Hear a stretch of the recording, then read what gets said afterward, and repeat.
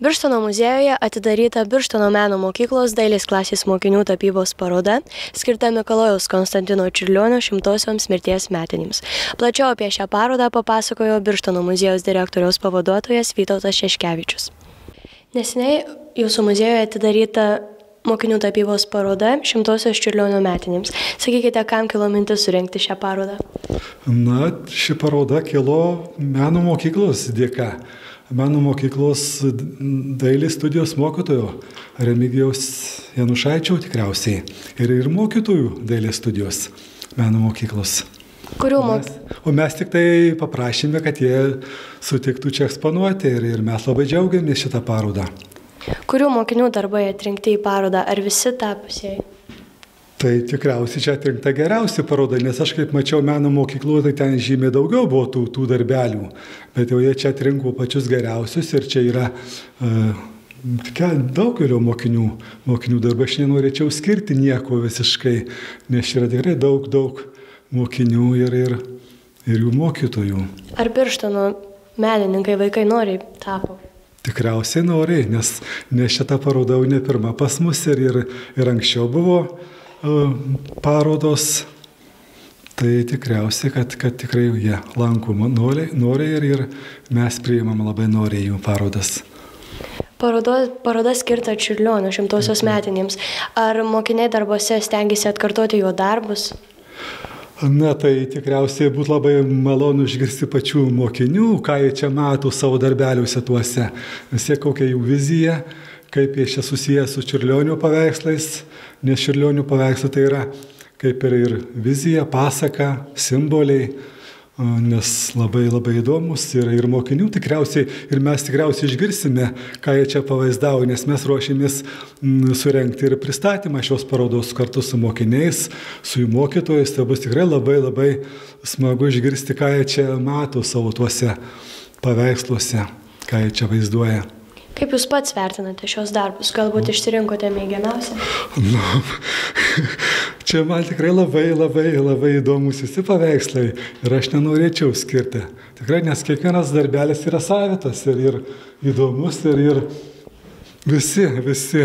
Nes aš gal tai nėra toks specialistas, kad sakysim kažką tai meninį lygį ten kažką tai labai, bet aplamai darbai labai įdomus ir man visi labai patinka. Ar daug lankytojų sulaukėte? Nemažai. Pagrindinai tai ateina pas mus moksleiviai.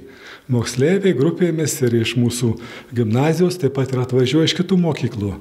Tai mūsų pagrindiniai lankytojai tai yra moksleiviai. Ar šiaip jūsų muziejus sulaukia pakankamai gyventojų ir ne tik ir svečių dėmesio, kai rengiate kokias nors parodas?